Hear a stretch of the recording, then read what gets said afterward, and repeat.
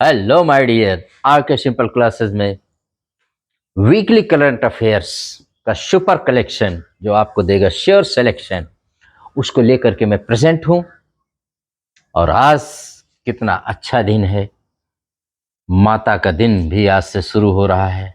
माँ करे कि आपको मनचाहे नौकरी मिले, आपका सिलेक्शन हो।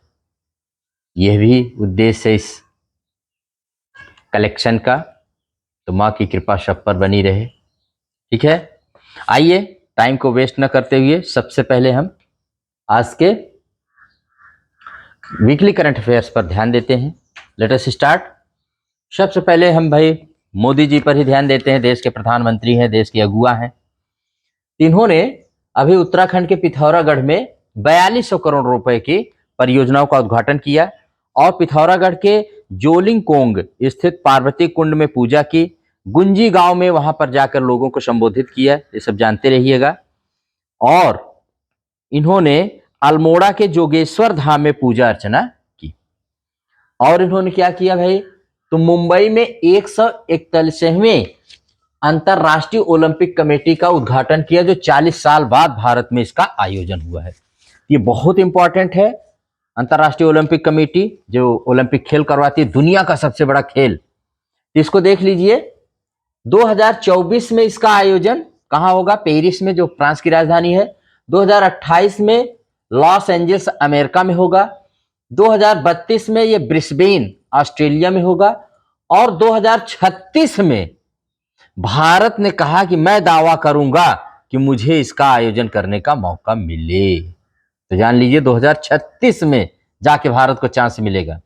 2028 में जो लॉस एंजल्स में होगा, उसमें 5 खेलों को नए ढंग से शामिल किया गया है। उन 5 खेलों का नाम याद कर लीजिए, मैं बता दे रहा हूं। इसमें क्रिकेट 2020 का format, baseball, softball, flag football और लैक्रोस या सिक्सेस और स्क्वाश, ये 5 खेल जो हैं 2028 जो लॉस एंजल्स में खेला जाएगा, उसमें ये शामिल किए गए हैं। और 31 अक्टूबर को मेरा माटी मेरा देश अभियान की समापन होगा नई दिल्ली में। और आप जानते हैं कि इसमें देश भर से मिट्टी जाएंगी, पौधे जाएंगे। और जो युद्ध राष्ट्रीय युद्ध स्मारक के बगल में एक वाटिका लगाई जाएगी, इसको भी आप जानते रहिएगा यहां पर। ठीक। और नई दिल्ली में 9वें G20 संसदीय अध्यक्ष शिखर सम्मेलन P20 का उद्घाटन भी मोदी जी के द्वारा किया गया। P20 मतलब पार्लियामेंट्री 20 देशों का जो G20 के ही है, तो उनका भी उद्घाटन नई दिल्ली के यशोभूमि में किया गया। इसको भी जानते रहिएगा आप। ठीक है। और यहीं पर हमारे जो लोकसभा स्पीकर हैं, उन्होंने मिशन लाइफ, इसके पहले मतलब P20 के उद्घाटन के पहले मिशन लाइफ की भी शुरुआत किया या उद्घाटन किया था, जिसमें उन्होंने, मिशन लाइफ का मतलब होता है कि वातावरण, पर्यावरण के अनुसार, ठीक है, के अनुसार जीवन बिताना। उसके बाद आ जाते हैं, सीएम योगी जी ने गंगे डॉल्फिन को राजकीय जलीय पशु का दर्जा देने की घोषणा की है। गांगे डॉल्फिन जो पाई जाती है कहां भाई? गंगा, यमुना, चंबल, राप्ती, गेरुआ, घाघरा नदियों पाई जाती है। और इनकी संख्या बता रहे हैं यूपी में बढ़ी है, 2000 हो गई है। ये जहां रहती है, इसका ये मत प्रतीक है कि वहां का पानी एकदम स्वच्छ है। ये स्वच्छ पानी का प्रतीक है गांगे डॉल्फिन। आदमियों को इनसे बड़ा प्रेम होता है। हाँ, इनकी नजर थोड़ा कमजोर होती है, लेकिन ये अल्ट्रासाउंड के द्वारा अपने जो छोड़ती हैं, उससे अपना शिकार उकार करती हैं। इसको आप जानते रहिएगा। और उन्नाव में 804 करोड़ की योजनाओं का उद्घाटन और शिलान्यास किया मोदी जी ने। और योगी जी ने, नॉट मोदी जी, योगी जी ने उन्नाव जिले में, यूपी के। और यहीं पर उन्होंने राजा राम वकस सिंह, जो स्वतंत्रता संग्रामी थे, उनकी मूर्ति का अनावरण भी किया। कहां? उन्नाव जिले में। और जानते रहिएगा, उत्तर प्रदेश में लखनऊ और वाराणसी में हर घर सोलर अभियान की शुरुआत की गई। इसमें सोलर एनर्जी को बढ़ावा देने के लिए पूरे उत्तर प्रदेश में एक अभियान चलाया जाएगा कि ज्यादा से ज्यादा लोग सोलर का प्रयोग करें और बिजली पैदा करें और इसका उपयोग जानें। इसके अलावा एक और महत्वपूर्ण घटना हुई है। भारतीय वायुसेना ने अपना 91वां 91st स्थापना दिवस उत्तर प्रदेश के प्रयागराज के बमरौली एयर फोर्स स्टेशन में मनाया और 72 साल बाद अपना झंडा उसने बदल दिया। अपना जो उसका झंडा था उसको, जो 1951 से चल रहा था, उसको बदल दिया। बहुत इंपॉर्टेंट न्यूज है। इसकी स्थापना 8 अक्टूबर 1932 को हुई थी इंडियन एयर फोर्स की। और जानते रहिएगा इंडियन एयर फोर्स की इसकी स्थापना 8 अक्टूबर 1932 को हुई थी। और इसका 2023 का जो थीम था मनाने का, उसमें air power beyond boundaries. Theme क्या थी? Air power beyond boundaries. ये इसकी थीम के साथ इसने अपना 91वां स्थापना दिवस मनाया। ठीक है, ये भी आप जानते रहिएगा अच्छे से। 8 अक्टूबर को एयरफोर्स अपना स्थापना दिवस हर साल मनाता है। सीतारमण जी मोरक्को की आधिकारिक यात्रा पर गई हुई है। कहां पर? मोरक्को की आधिकारिक यात्रा पर, मोरक्को के माराकेश की आधिकारिक यात्रा पर, जहां वह G20 के फाइनेंस मिनिस्टर और वर्ल्ड बैंक, IMF, इन सारी मीटिंगों की वार्षिक मीटिंग में भाग लेंगी। और इसके 108वीं बैठक में विश्व बैंक के गवर्नर के रूप में उन्होंने भाग लिया। ठीक है, ये भी आप जानते रहिएगा। वित्त मंत्री सीतारमण जी मोरक्को की यात्रा पर। अफगानिस्तान के हेरात प्रांत में आए भूकंप से कम 2500 लोगों की मौत हो गई है। इसको आप जानते हैं, अफगानिस्तान की राजधानी काबुल है। रक्षा मंत्री इटली और फ्रांस की आधिकारिक यात्रा ऑफिशियल विजिट पर रहे हैं। तो जानते रहिए रक्षा मंत्री यहां गए, वो मोरक्को में गई हैं। इसके अलावा प्रधानमंत्री मोदी और तंजानिया के राष्ट्रपति सामिया सुलूह हसन के बीच नई दिल्ली में 6 MOUs कई क्षेत्रों में समझौते हुए तंजानिया और भारत के बीच में। इसको भी आप अच्छे से जानते रहिएगा। धरोहर ऐप, ये दिल्ली सरकार द्वारा पेंशनर के लिए, जो पेंशनर की सुविधा देने के लिए चलाया गया है धरोहर ऐप, इसको अच्छे से जानते। ऑपरेशन अजय भारत सरकार के विदेश मंत्रालय द्वारा चलाया गया है, जो इजराइल में फंसे भारतीय हैं उनको भारत वापस लाने के लिए। तो इसको भी जानते रहिएगा।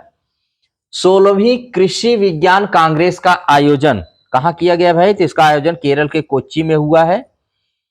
16वीं कृषि विज्ञान कांग्रेस किसने किया है? तो केंद्रीय मत्स्य पशुपालन डेयरी मंत्री पुरुषोत्तम रूपाला ने उद्घाटन किया इसका। और केरल में ये पहली बार हो रहा है कौन सा? कृषि विज्ञान कांग्रेस का आयोजन। इसका आयोजक कौन होता है? तो राष्ट्रीय कृषि विज्ञान अकादमी द्वारा किया जाता है।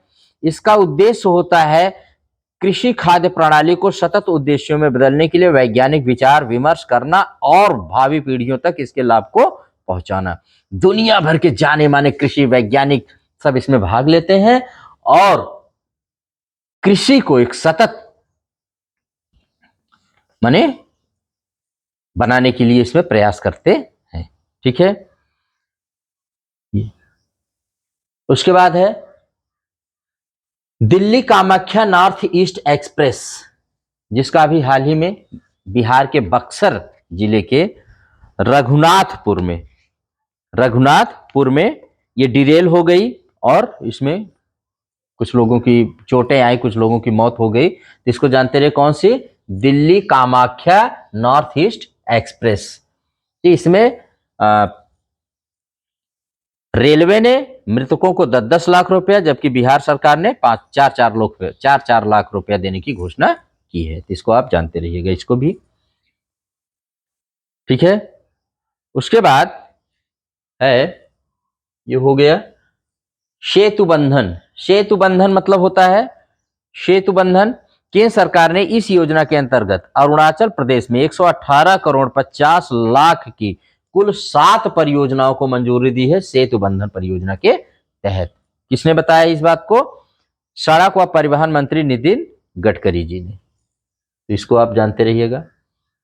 दूसरा है जम्मू कश्मीर के रियासी जिले में हमारे देश के प्रधानमंत्री, राष्ट्रपति, हमारे देश की प्रधानमंत्री श्रीमती द्रौपदी मुर्मू ने, जो रियासी जिले में ही मां वैष्णो का पवित्र मंदिर स्थित है और आज तो उनका दिन ही शुरू हो रहा है, तो रियासी जिले में, जम्मू के रियासी जिले में त्रिकुटा की पहाड़ियों पर स्थित है, वहां पर उन्होंने स्काई वॉक और पार्वती भवन का उद्घाटन किया।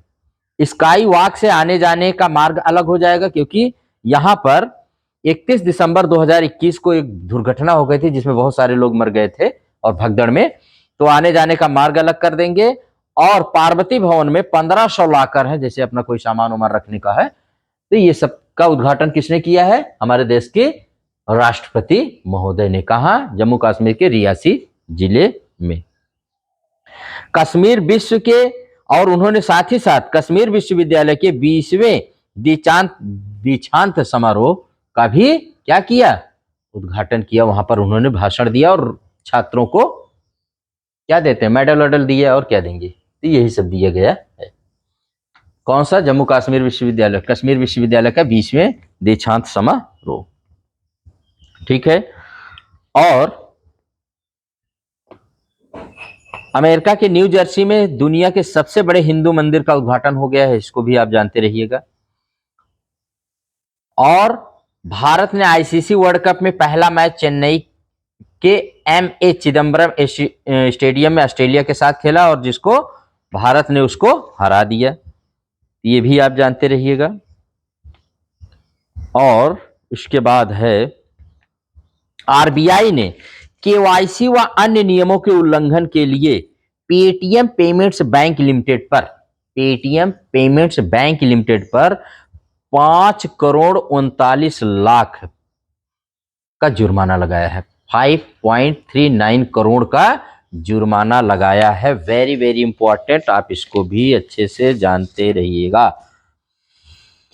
यस। 8वां ब्रिक्स अंतरराष्ट्रीय प्रतिस्पर्धा सम्मेलन का 2 दिवसीय आयोजन कहाँ हुआ? तो इसका आयोजन किया गया है भाई नई दिल्ली में, और इसमें विश्व भर से 425 से अधिक प्रतिनिधियों ने भाग लिया है।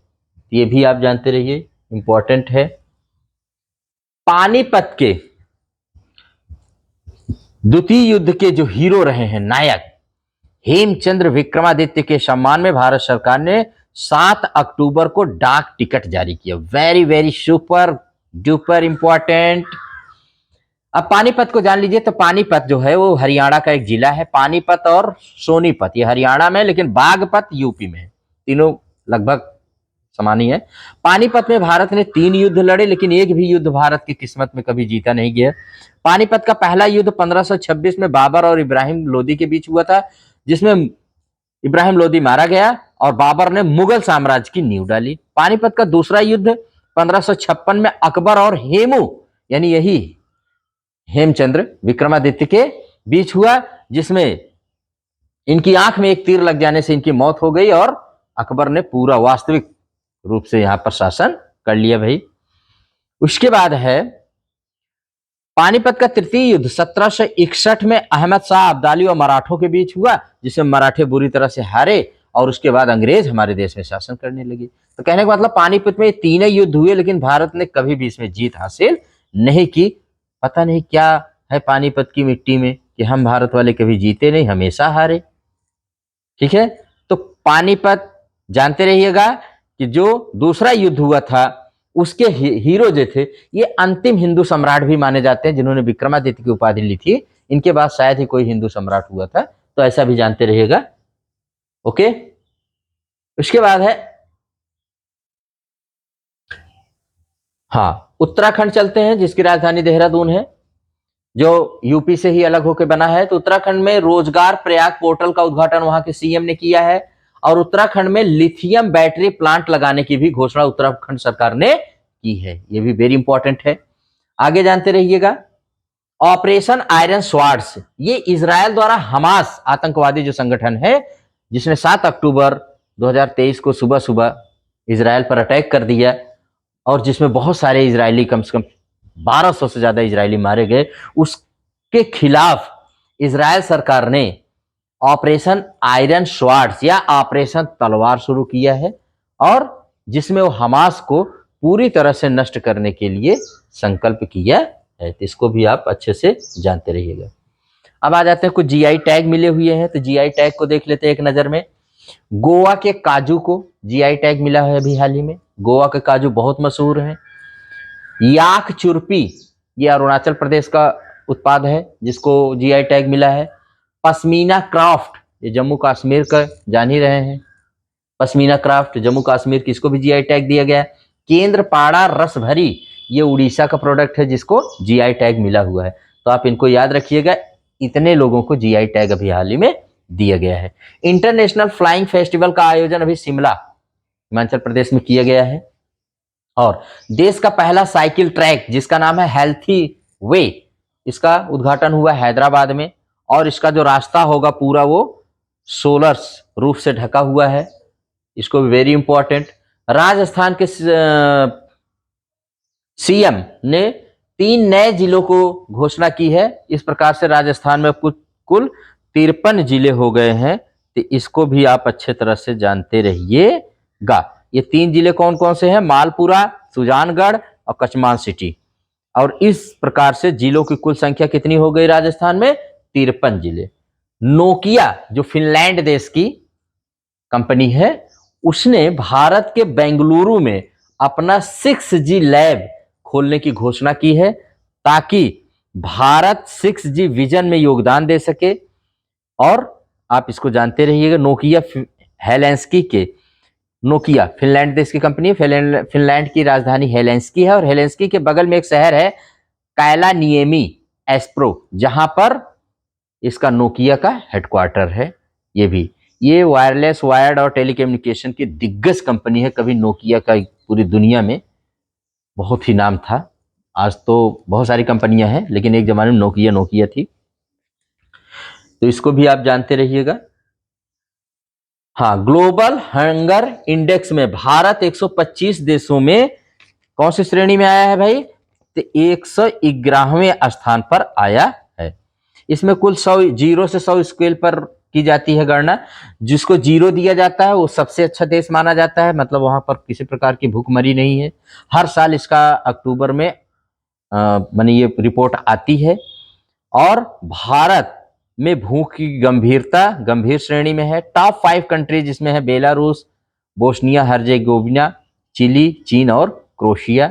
इसमें 4 संकेत के आधार पर किया जाता है: अल्प पोषण, बाल विकास में कमी, चाइल्ड वेस्टिंग, बाल मृत्यु दर। और यहाँ पर 0 जिस कंट्री को मिलता है उसको सबसे अच्छा माना जाता है, और 100 नंबर जिसको मिलता है उसको सबसे खराब देश माना जाता है। ये भी आप जानते रहिएगा। हम 111वें स्थान पर हैं। 37वां राष्ट्रीय गेम्स गोवा में होगा। 36वां राष्ट्रीय खेल गुजरात में हुए थे। तो इसके बारे में जान लीजिए। 1924 में लाहौर में पहला संस्करण इसका हुआ था। 1940 में राष्ट्रीय खेल का नाम, इसको राष्ट्रीय खेल का नाम दिया गया क्योंकि इसका पहले नाम था भारतीय ओलंपिक खेल। एक तरह से भारत का ओलंपिक ही है। भारत के हर प्रदेश से, करीब करीब सारे प्रदेश के खिलाड़ी इसमें आते हैं, खेलते हैं और अपनी प्रतिभा को यहाँ पर दिखाते हैं, एथलीटों को। ये भारत का ओलंपिक है, राष्ट्रीय गेम्स, नेशनल गेम्स जो खेले जाते हैं। और इस साल कहाँ हो रहा है? गोवा में 26 अक्टूबर से 9 नवंबर 2023 के बीच। ठीक है। इसमें विभिन्न राज्यों के एथलीट पदक के लिए प्रतिस्पर्धा करते हैं। ये पहली बार गोवा में हो रहा है, ये भी जानते रहिएगा। पहली बार 1924 में लाहौर में हुआ था। 1940 में इसका नाम राष्ट्रीय खेल कर दिया गया था। ठीक है, तो ये भी हो गया आपका फिनिश। प्रोजेक्ट कुइपर अमेजन का तेज व किफायती ब्रॉडबैंड इंटरनेट सेवा उपलब्ध कराने का ये एक प्रोजेक्ट है, जानते रहे, प्रोजेक्ट कुइपर। इसको भी अच्छे से। Space on wheels very very important है। ये स्पेस ऑन व्हील्स, ये इसरो ने विज्ञान भारती के सहयोग से हिमाचल प्रदेश में इस प्रदर्शनी का आयोजन किया, जिसका लक्ष्य है स्कूल व कॉलेज के छात्रों को इसरो व भारत के अंतरिक्ष अभियानों के बहुमूल्य जानकारी देना। वेरी वेरी इंपॉर्टेंट है। स्पेस ऑन व्हील्स किसके सहयोग से कहां पर किया गया, तो इसको आप जानते रहिएगा। रूस ने परमाणु ऊर्जा से संचालित क्रूज मिसाइल को लॉन्च किया है। प्रौद्योगिकी और भारतीय भाषा शिखर सम्मेलन का आयोजन शिक्षा मंत्रालय द्वारा किया गया नई दिल्ली में। और लेक लड़की योजना, ये महाराष्ट्र सरकार द्वारा उन परिवारों के लिए शुरू की गई है, उन परिवारों के लिए शुरू, डियर डॉटर स्कीम इसको भी कहते हैं, उन माने परिवारों के लिए जिनकी आमदनी, सालाना आमदनी 1 लाख रुपए तक है। कौन सी? लेक लड़की योजना या डियर डॉटर स्कीम। असम सरकार ने राज्य में 1000 किलोमीटर आर्थिक गलियारा बनाने के लिए 3000 करोड़ रुपए की मंजूरी दी है। इकोनॉमिक कॉरिडोर बनेगा। भारत सरकार वर्ल्ड फूड इंडिया 2023 का आयोजन नई दिल्ली में किया जाएगा। कौन सा? भारत सरकार द्वारा वर्ल्ड फूड इंडिया 2023 का आयोजन नई दिल्ली में होगा। यस बैंक भारत का पहला बैंक है जो ONDC network gift card offer किया है या जारी किया है, इसको भी जानते रहिएगा।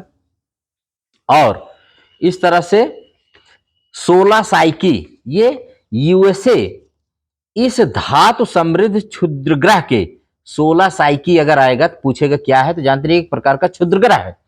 और अमेरिका इस धातु समृद्ध, क्योंकि यहां पर बड़ी बहुमूल्य धातुएं हैं, इसके अध्ययन हेतु एक अंतरिक्ष यान छोड़ने की योजना बना रहा है, म्यूरा 1। तो म्यूरा 1 क्या है? यूरोप का पहला पूर्णतः निजी रॉकेट जो स्पेन के PLD स्पेस से छोड़ा गया है, इसको भी आप जानते हैं। लद्दाख जांस्कर महोत्सव 2023 का 2 दिवसीय 8वां संस्करण लद्दाख के जांस्कर के पदम में शुरू हुआ।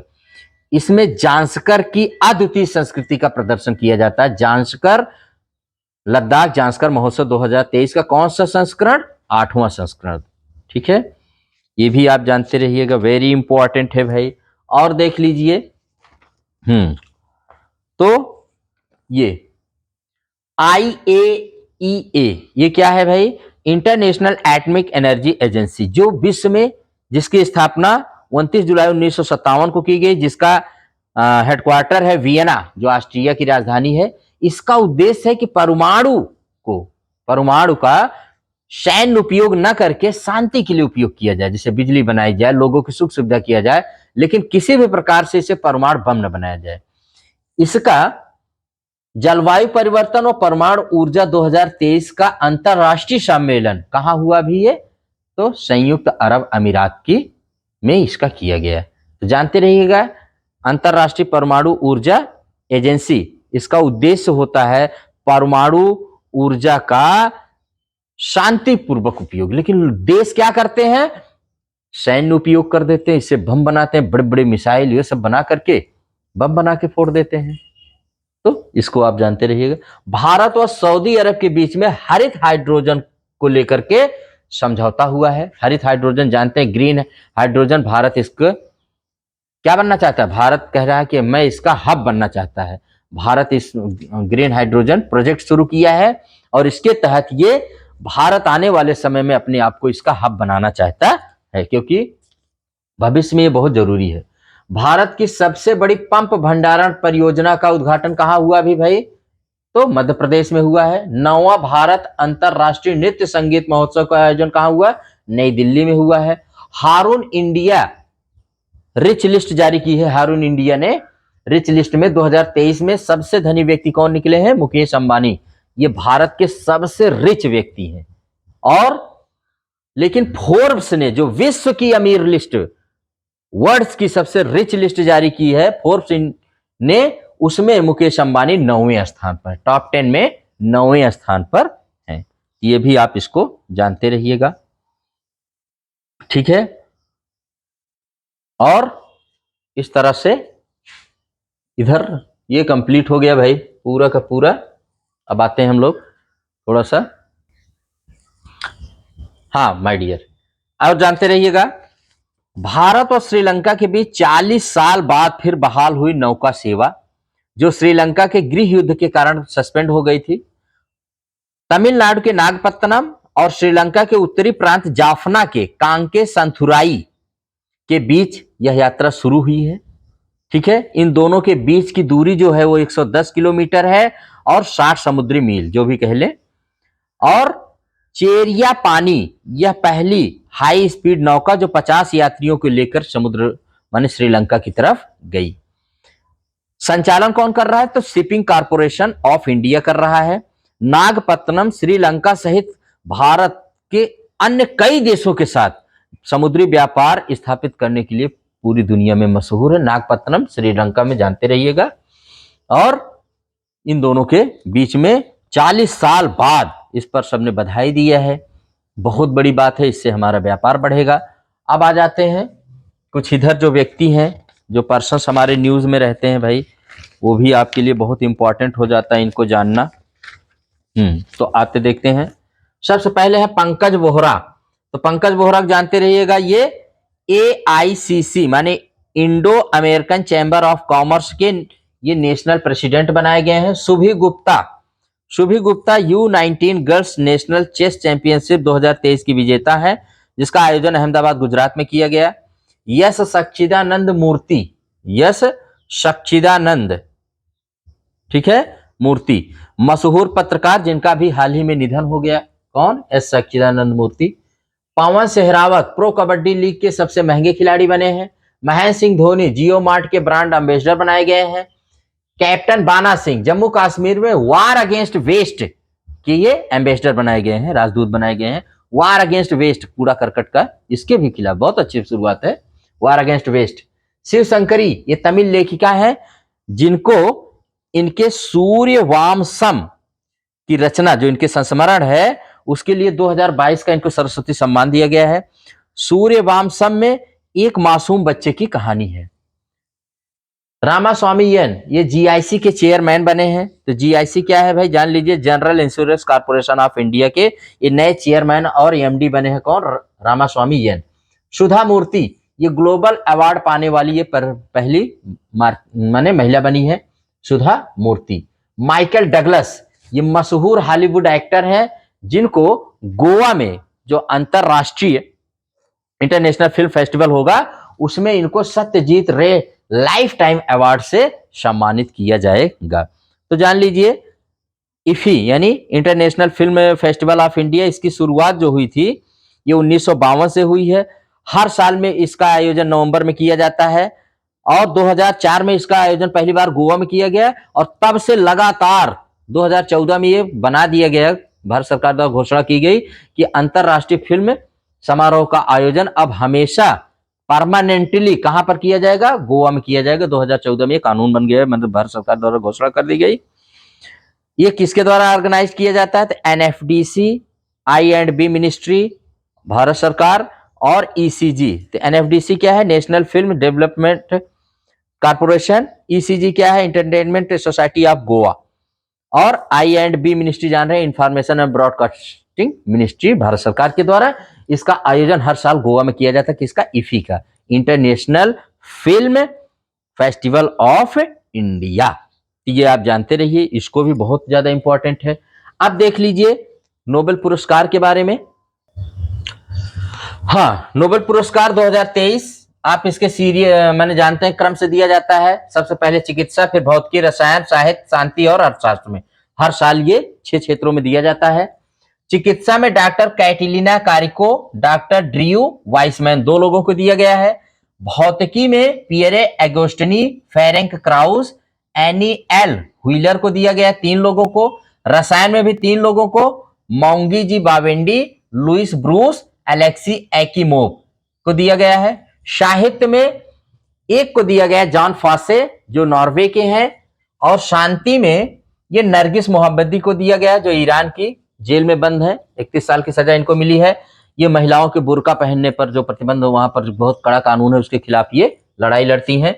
और अर्थशास्त्र का पुरस्कार क्लाउडिया गोल्डन को दिया गया है, जो अमेरिका के हार्वर्ड विश्वविद्यालय में प्रोफेसर हैं। इन्होंने महिलाओं के श्रम बाजार के परिणामों के बारे में बहुत गहन अध्ययन किया, और उसका कई सालों का, शताब्दियों का इन्होंने माने रिजल्ट बताया है, जिसके लिए इनको दिया गया है।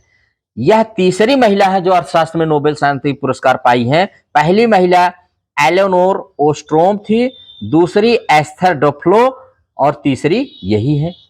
अभी तक कुल अर्थशास्त्र में 93 क्या दिया गया है? ऑस्कर नोबेल पुरस्कार दिए गए हैं। तो ये नोबेल पुरस्कार की 2023 में एक सूची है जो दी गई है। आप जानते हैं चिकित्सा में वो वैक्सीन बनाने में योगदान के लिए। भौतिकी में आप जानते थे, भौतिकी में प्रकाश के एटो सेकेंड पल्स के अध्ययन के लिए, और रसायन में क्वांटम की खोज के लिए, जिसके द्वारा वो प्रकाश रंगीन उंगीन जो टीवी उबी होती है उसमें, तो क्वांटम के लिए। साहित्य में जानते हैं कि इन्होंने गद्य में और बच्चों के लिए बहुत अच्छा एक नई विधा की शुरुआत की, इसके लिए जॉन फॉसे को दिया गया। शांति में नरगिस मोहम्मदी, जो औरतों की लड़ाई के लिए बुर्का की लड़ाई लड़ रही हैं ईरान में, उसके लिए। और अर्थशास्त्र में महिलाओं के ऊपर अद्वितीय अध्ययन करने के लिए किसको दिया गया? क्लाउडिया गोल्डन को। तो आप इसको भी अच्छे से जानते रहिएगा। Yes my dear, Satwik Sairaj और चिराग शेट्टी, ये BWF रैंकिंग में इस जोड़ी को पहला स्थान दिया गया। वेरी इंपॉर्टेंट, याद रखिएगा। नीरज चोपड़ा, विश्व एथलेटिक्स ने 2023 का इनको ईयर ऑफ द एथलीट घोषित किया है। ठीक है, इसको जानते रहिए। नीरज चोपड़ा को भारत में गोल्डन बॉय कहा जाता है। क्रिस्टोफर लक्सन, क्रिस्टोफर लक्सन कौन है? ये न्यूजीलैंड के नए PM बनेंगे। वह क्रिस हिपकिंस, जो लेबर पार्टी के हैं, उनका स्थान लेंगे, और इनकी पार्टी का नाम है नेशनल पार्टी। तो आप इनको जानते रहिएगा। अब आ जाते हैं एक नजर विधानसभा चुनाव की घोषणा 2023। 9 अक्टूबर को हमारे देश के जो राजीव कुमार हैं, जो मुख्य चुनाव आयुक्त हैं, उन्होंने 5 राज्यों में विधानसभा चुनाव की घोषणा की है। तो आप इसको जानते रहिएगा। कौन कौन से राज्य हैं? तो मध्य प्रदेश, राजस्थान, छत्तीसगढ़, मिजोरम और तेलंगाना। इनके बारे में थोड़ी सी जानकारी हम लोग जरूर ले लेते हैं। तो सबसे पहले कितनी सीटें हैं? आप जानते हैं कि हमारे देश में जो भारत माने चुनाव आयोग है, एक संवैधानिक संस्था है। लोकसभा चुनाव, राज्यसभा का चुनाव हो या विधानसभा का हो, विधान परिषद का हो, इन सारे चुनावों को कराने की घोषणा किसके के द्वारा की जाती है? तो भारत सरकार के जो चुनाव आयोग होता है उसके द्वारा। एक संवैधानिक संस्था है। इसके अध्यक्ष कौन है इस समय? मुख्य चुनाव आयुक्त कौन है? राजीव कुमार। तो इनके द्वारा देखिए, मध्य प्रदेश में कुल कितनी सीटें हैं? 230 सीटें हैं विधानसभा की। सरकार बनाने के लिए 116 सीट चाहिए। 17 नवंबर को एक चरण में यहां पर चुनाव होगा, और 5.5 करोड़ माने 5 करोड़ यहां पर कुल मतदाता हैं। राजस्थान में 200 सीटें हैं विधानसभा की। 101 बहुमत के लिए, जिसको 101 सीट मिलेगी उसकी सरकार बनेगी। 25 नवंबर, पहले यहाँ 23 नवंबर को, लेकिन वहां पर शादी विवाह तमाम फंक्शन को देखते हुए वहां 25 नवंबर को अब इलेक्शन कराया जाएगा एक ही चरण में। यहाँ 5 करोड़ यहाँ पर भी लगभग वोटर हैं। छत्तीसगढ़ में कुल 90 विधानसभा सीटें हैं, और इसमें से 46 जिसको मिलेगी उसकी सरकार बनेगी। यहाँ 2 चरणों में, क्योंकि यहाँ पर एक नक्सलवादी थोड़ा सा इलाका पड़ जाता है, तो 7 और 17 नवंबर को 2 चरणों में यहाँ 2 करोड़ लगभग मतदाता हैं। और ये ऐसा राज्य है जहां पर पुरुष से ज्यादा महिलाएं वोटर हैं, ये भी जानते रहिएगा। छत्तीसगढ़ में। मिजोरम, यहाँ 40 कुल सीटें हैं। 21 जिसको मिल जाएगी उसका बहुमत होगा, वही सरकार बनाएगा। 7 नवंबर को एक चरण में यहाँ चुनाव होगा। यहाँ 8 लाख या 9 लाख के करीब वोटर हैं, इसको जानते रहिएगा।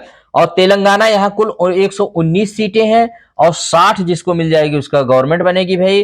30 नवंबर को एक चरण में यहाँ पर चुनाव किया जाएगा। 3.17 करोड़ यहाँ पर कुल वोटर हैं, जो चुनाव आयोग के द्वारा सूचना दी गई है। तो ये 5 राज्य को याद रखिएगा, और इन सब के वोटों की गिनती जो की जाएगी वो 3 दिसंबर 2023 को की जाएगी। 3 दिसंबर 2023 को की जाएगी, और 3 दिसंबर 2023 को यहां पता चलेगा कि कौन किस प्रदेश का राजा बनेगा। तो 3 दिसंबर याद रखिएगा।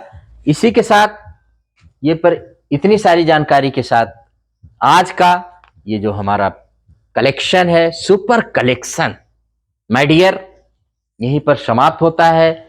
इन 5 राज्यों को याद रखिएगा, मध्य प्रदेश, राजस्थान, छत्तीसगढ़, मिजोरम और तेलंगाना। और इसी के साथ आप माता जी आप पर कृपा बनाए रखें, और आप अपनी पढ़ाई को जारी रखिए, माँ से आशीर्वाद लेते रहिए। आपका श्योर सिलेक्शन होगा। अगर ये वीडियो आपको पसंद आए तो आप इसको लाइक, शेयर एंड सब्सक्राइब करिएगा। इसी के साथ ये वीकली करंट अफेयर्स जो 8 से 15 अक्टूबर 2023 का था, यहाँ पर हम समाप्त करते हैं। नेक्स्ट वीक में, नेक्स्ट सेशन में फिर इंपॉर्टेंट करंट अफेयर्स के साथ हम आपके सामने उपस्थित होंगे। तब तक के लिए good by two everybody. Keep smiling, keep reading and keep preparing till you get your target. Thank you.